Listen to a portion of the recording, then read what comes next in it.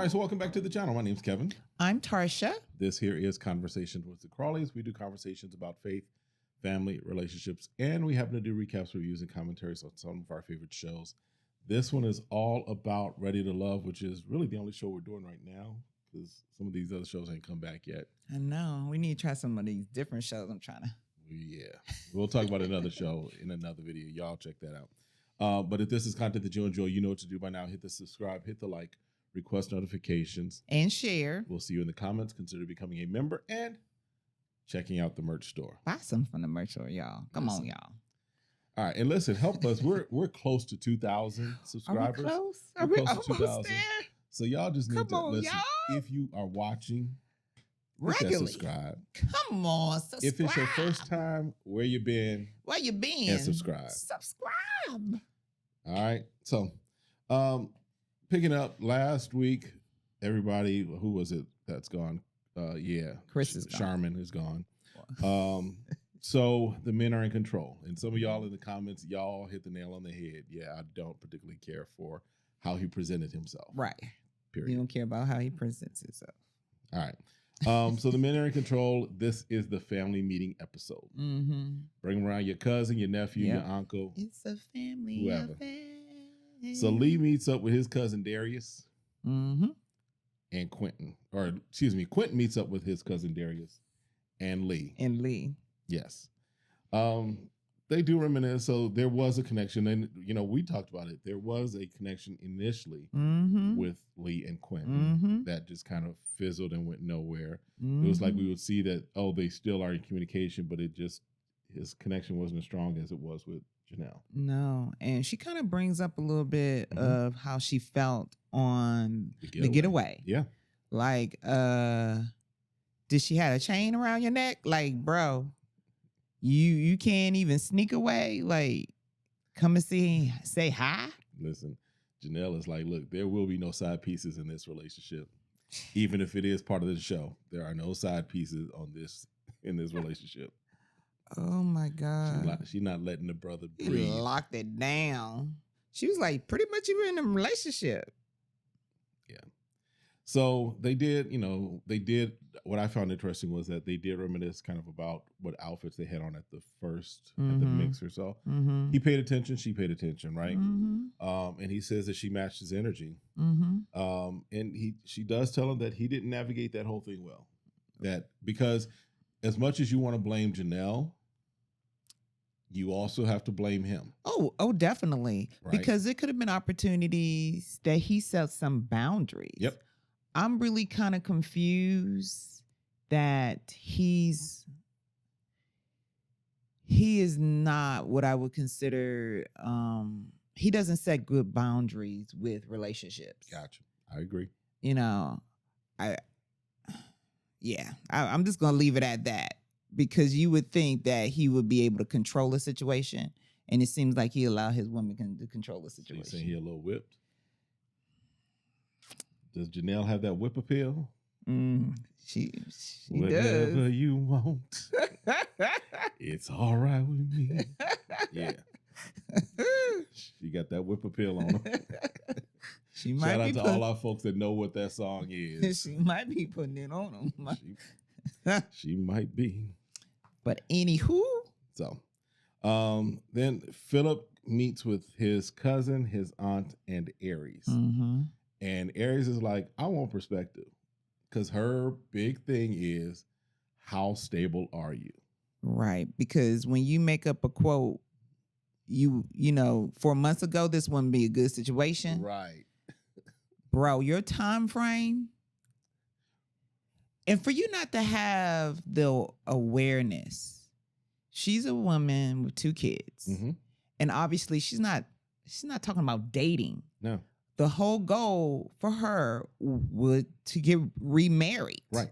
And so during this time, I want to know you have a stable income. Yes. Because if we're going to combine incomes, I want to make sure you're holding up to your part of the deal. Sounds like a plan. Or have the ability to, right? Mhm. Like Mhm. when it comes down to it, somebody's going to have to be able to do something. Right.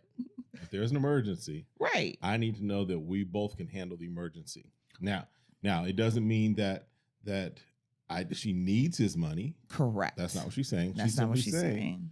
If we're gonna be together, you gotta come to the table with something. Something. Because when an emergency come up, I ain't the bank. Mm-hmm. You can't pay your rent. I am not the bank. Your light's about to be turned off. She's gonna be singing that song, "No Romance Without Finance." Bill collectors at my door. What can you do for me? Nothing. Yeah. So, but you don't want to put someone you're dating in that situation. No. And especially at this stage of life, right? I think she's the one that said it would be different if we're 20, 21, 22, 23. From her perspective, she's saying it'd be a little different if you were still trying to figure out your career, if you're still trying to figure out kind of some things, right? But she's saying at the age we are now, in the 40s, you got to have some clue and some idea of what you're doing and not be switching up every 4 months. You're right. Obviously, you want to have a direction that you're going. Right. Especially if you're saying, I'm going to be an entrepreneur or whatever.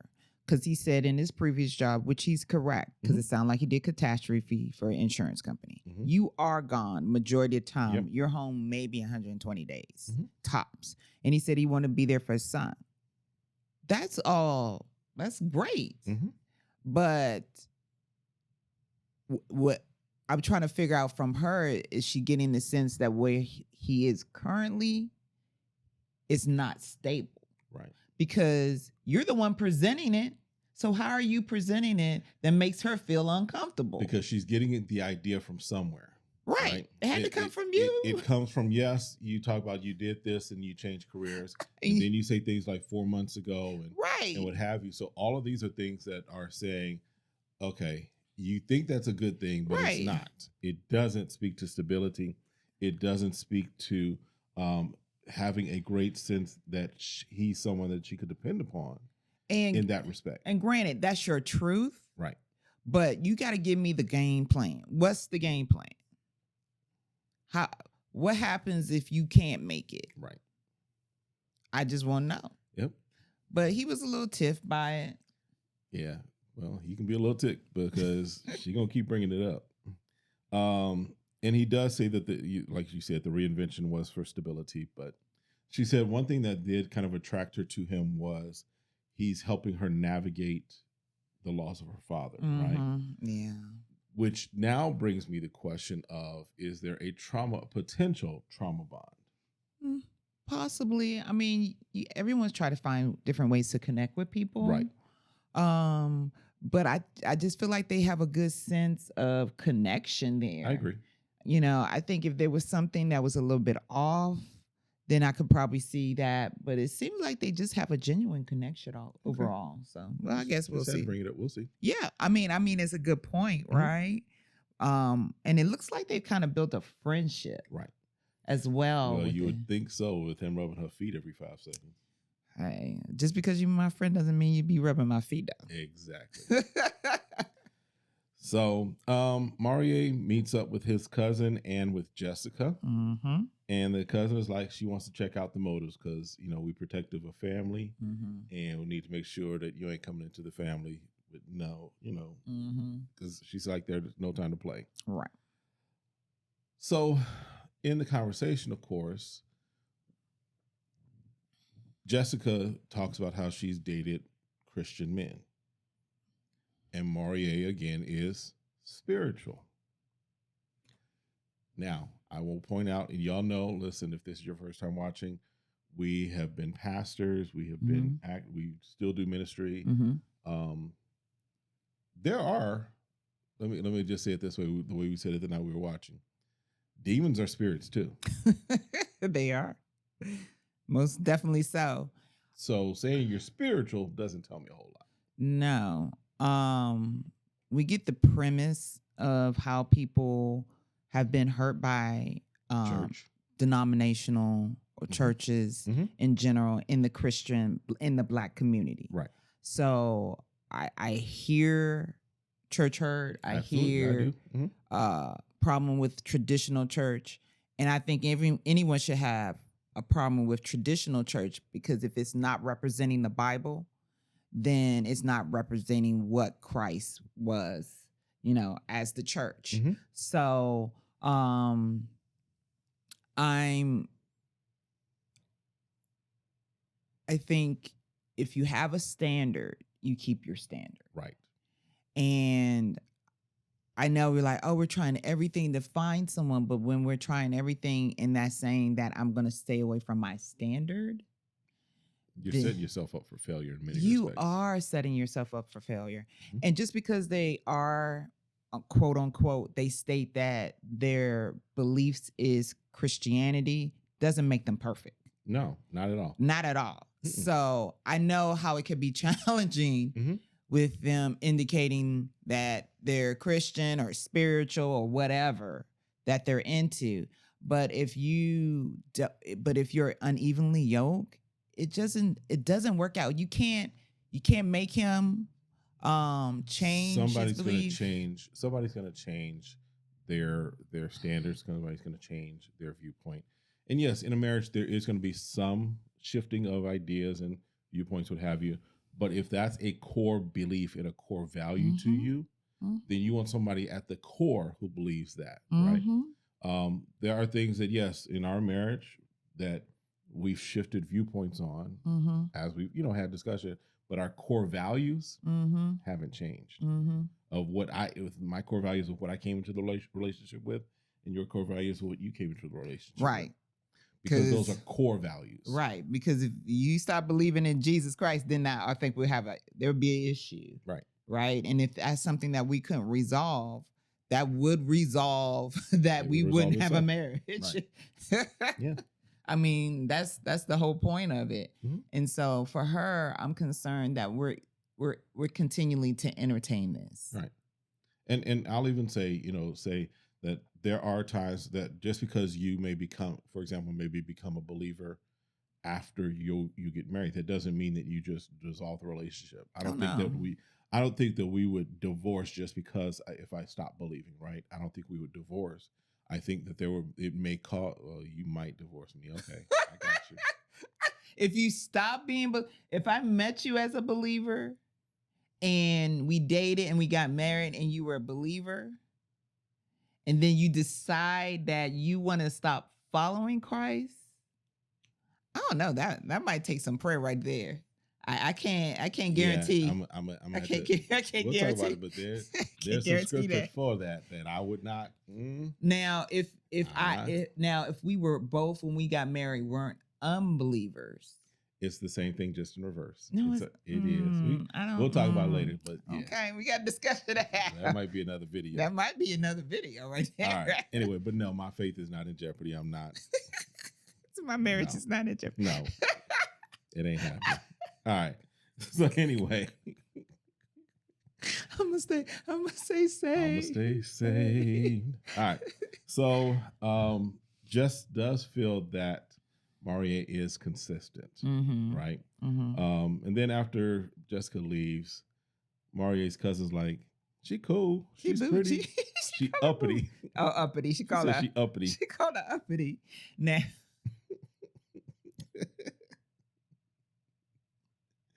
And Maria's like, yeah. And us Black folks, we need to get away from that, because I feel like we set standards, right? And because people have a standard, they have a standard of how they dress, how they present themselves. Right. We want to call them uppity or stuck up or stuff like that, when that's not actually the case. Right. It's just I'm holding myself at a certain standard. Yeah. I mean, I have a strong opinion about that, because I went to a predominantly white, predominantly Jewish school, but I lived in an area of Chicago, or outside of Chicago, called Maywood, which we called the real hood, because it wasn't a nice suburb, right? It wasn't picket fences and everything all around, right?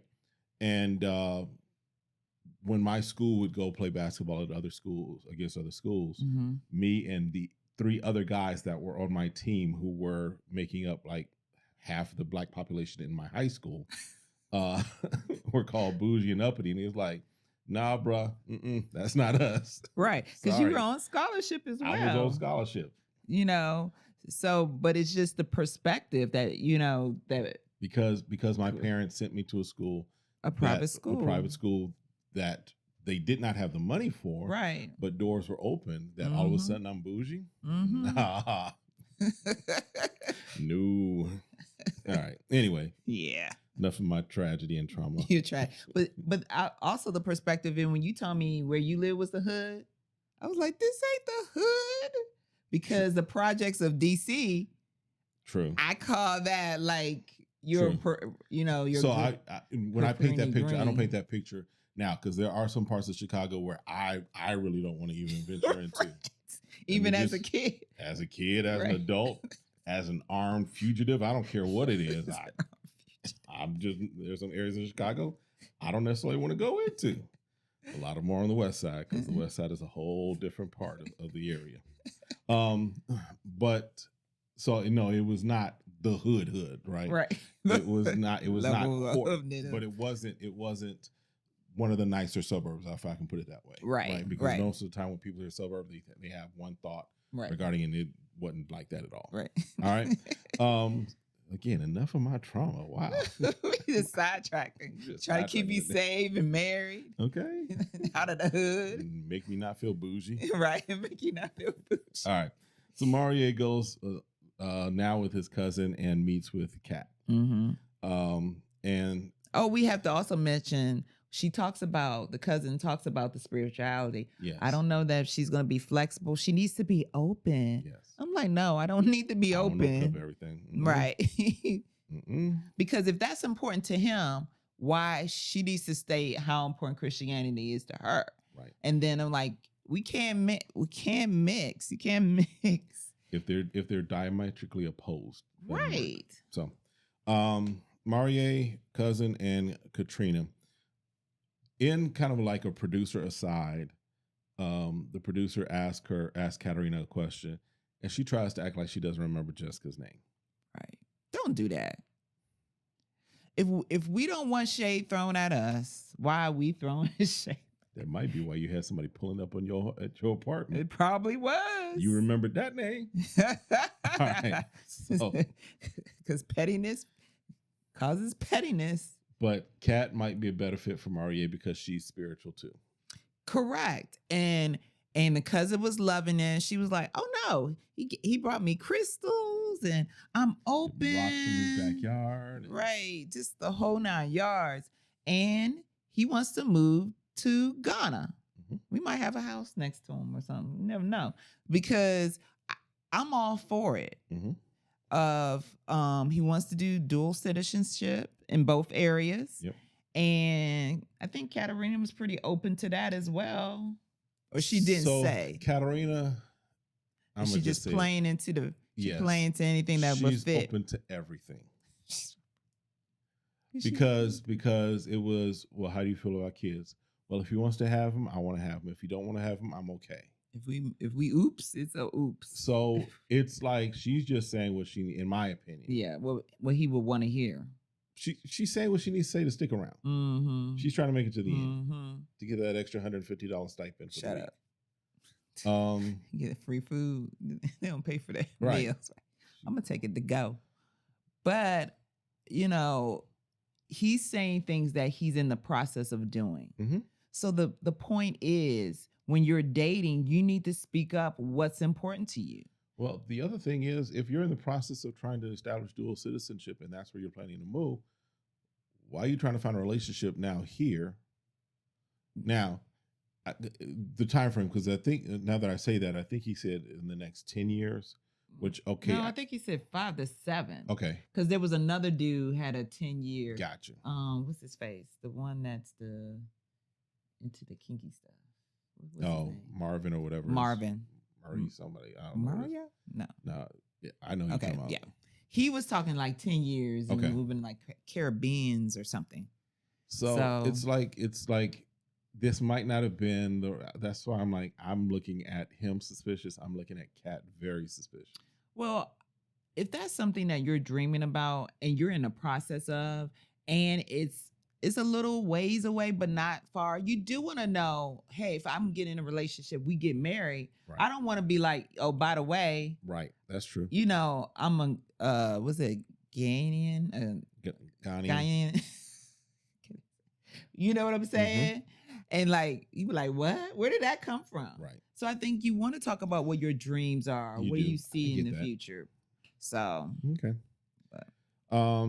So the cousin does prefer cat because they can all be spiritual together. They can all be spiritual together. Janelle goes out with Quentin and his cousin Darius. And she, because she got that whip appeal on him, she says that he is looking at her with a lot of love in his eyes. And she's just, oh. Let me say that again. She was, oh. So, but her timeline again comes up. Yes. Right? Makes sense. And because, again, she is a few years older than him, she's open to adopting. She's also like, if he wants to have a child of his own with me, we need to start soon. We need these decisions need to happen by the end of this year, what have you, right? Yeah. And so then it was something about he might want like 3 kids. She's like, if you want 3 kids, that from her. That might not happen here. And you know, we say adoptions, but adoption is not easy either. No. It costs a lot of money. And can take time as far as a process, especially if you're still trying to get yourself figured out as a relationship. That doesn't mean that they just automatically, oh, you got married, great, here's pick a child, come on home. No, it could take, man, I think the shortest adoption I've seen is maybe a year and a half because you have to go through a process. It's funny, parents don't, but you have to go through a process to make sure you would be a fit for bringing a child into your home. Right. And do they have a preference? Do they want an infant? Do they want someone that is older? Right. And then all the things that compile when you have children that's been through a lot of different traumas. Yep. So it is a lot to consider. And I'm hopefully he's taking it serious because I don't know. To me, I feel like if I was dating now, I would have to make very strong decisions earlier. Like, I'm not having any kids. So I'm not going to date anyone that's going to be younger than. You mean if you divorce me, if I stop believing? Yep. Okay. Yep. That next Christian. Okay. He don't have to be 45 or old. Cause I'm definitely not popping out any kids. Okay. So, I mean, those are the things you have to make quicker. Right. Cause it's like, why allow this thing to linger and you start to like someone that you're not going to end up with and you end up having all these feelings that you're going to have to undo. Right. So, cousin Darius, though, is like, you got great fit on both sides. You just got to make a decision. And it comes down to age. Yes. Aries and Philip go on a biking date. And guess what they talk about? Well, wait, you ready? Stability. Aries might as well have tattooed on her forehead, are you stable? Because that's the question she keeps asking him pretty much. You know, because she said her dad dies, right? And that would be a man in her life that was a protector for her. Right. And I'm assuming he was a stable body person. And then she talks about a relationship where it was unstable. So he gets annoyed, but he doesn't go deeper or they don't show it. But it sounds like they don't. Because I would ask her, what does that look like to you? Right. Because you're making a perception, and that's what I'm concerned about, Phil. You're making all these perceptions in your head about what she's talking about. Well, so what does that mean? She want me to take care of everything? She's interested in the money? Dude, obviously she's doing well before she met you. So why not ask her, okay, so what happened in your previous relationship? Right. Something you want to share now or share with me later. So. All right. Quentin and Lee go on a date to a batting cage. He shows her how to swing the bat. What? You said just how they sound boring. It was a kind of a boring date. It was a boring date. And they didn't advance any further. No, because again, it's about setting something up so we can get them to talk, and the producers are setting this up, right? Because we got to have some filler time. We have to have some filler time. And again, she's mentioning the weekend. Like, what's up? I thought we had a connection. I like hanging out with you. And he's like, man, and I think sometimes people are afraid when they have too many connecting points, I think. Because he's like, oh, she reminds me so much of me. Is that a bad thing? Or is that a good thing? Right. Right. Like, what's wrong with, what's wrong with being able to have, being active with somebody? Do you not like yourself? Right. It's like, well, she just remind me too much of, I'm like, I appreciate where we connect and we have things that we like, and I appreciate where we have differences, but I feel like we have just as many strong areas that we're connected in. Right. And not that many differences, right? So it's just like, why is that weird to you? Yeah. And then he goes, oh, it reminds me. Like now he had to remember her. It reminds me of how sweet you are. Like you totally just erased this person. Do you remember, girl? All right. Jessica and Morier go on a date. Okay. So Lee and Tommy meet. And Leah's like, we'll just cut to the chase.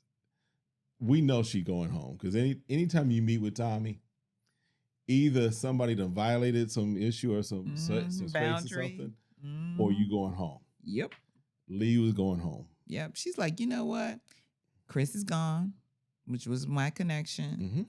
And now I found out that Quentin, found his true love. Yes.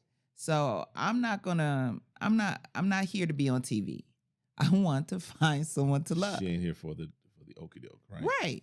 So with that being the case, she's like, I gracefully bow out. She's like, I'm not getting in no cat fights over no dude that I don't know who want to be with me to start with. So Tommy meets with the guys. They kind of go through what's going on in their relationships, how the family time went, what have you. I think it was Quentin that brought up Lee, and Tommy was like, speaking of Lee, right, she gone. And my thing is this, why couldn't you just tell her that? This is my concern with Quentin.